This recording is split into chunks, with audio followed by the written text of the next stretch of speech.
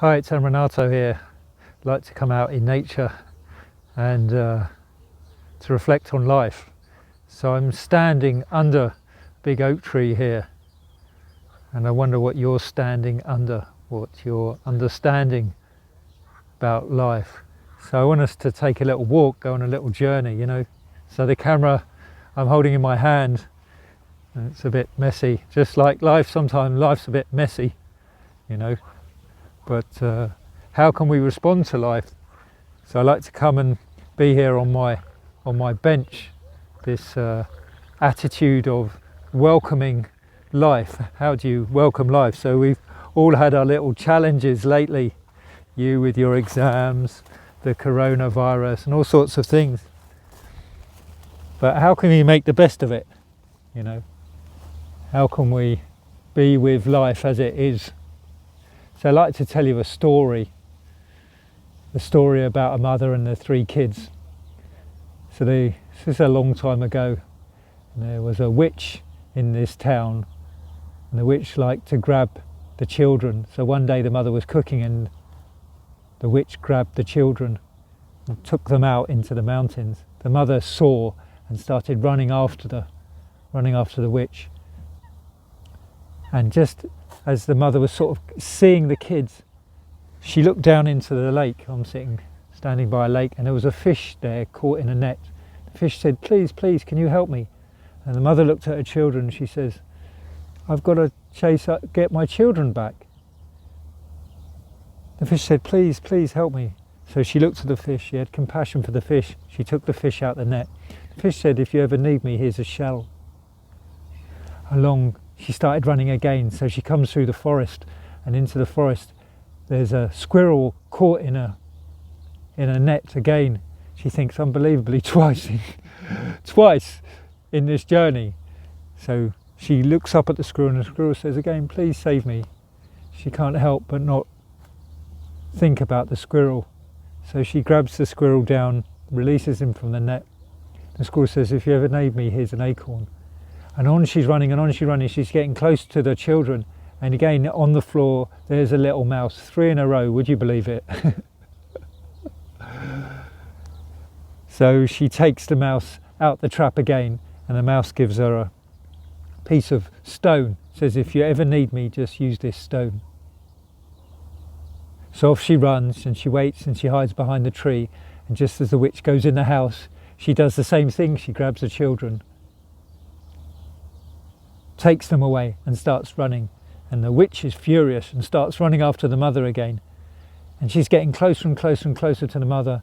And suddenly the mother thinks about the shell, and she throws the shell, and out of nowhere a big lake, a huge lake, appears like this one.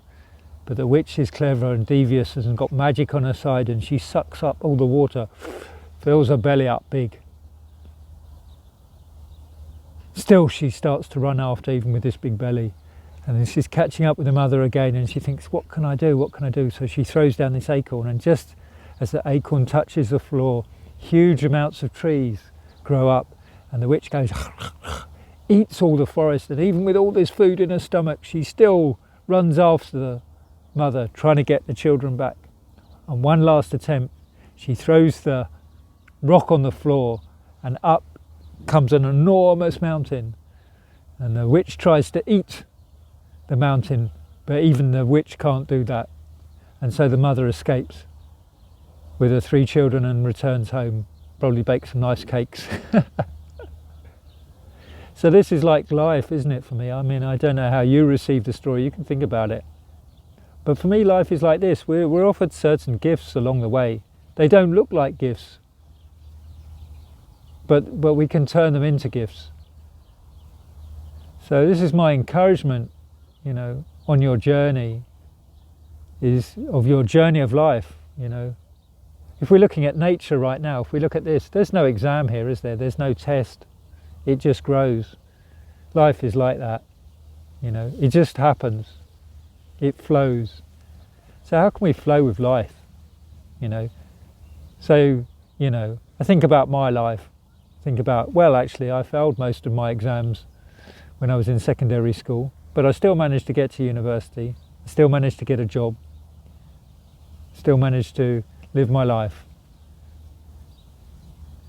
And the way that I've really done it, for me, is by inquiry, by being curious about how things are, how your moods are, you know, how your emotions are, how your thoughts are, and noticing there's always a choice.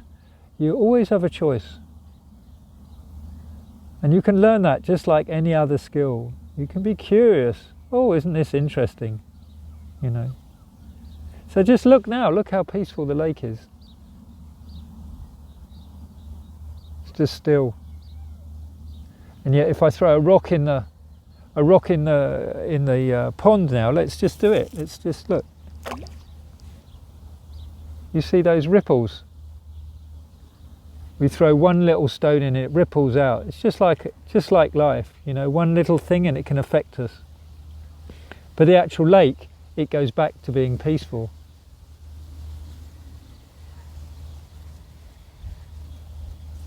So there's always options. So it's my encouragement, you know. I'm going to stop the video here and I'm going to show you another video and I'm going to talk over it. So let's just pause there for a minute.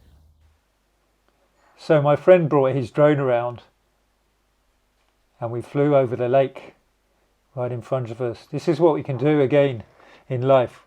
We can have a different perspective. This is the same thing. This is the same area which I was videoing, but from high above. So we can do with life's trials and tribulations. We can get a different perspective on them.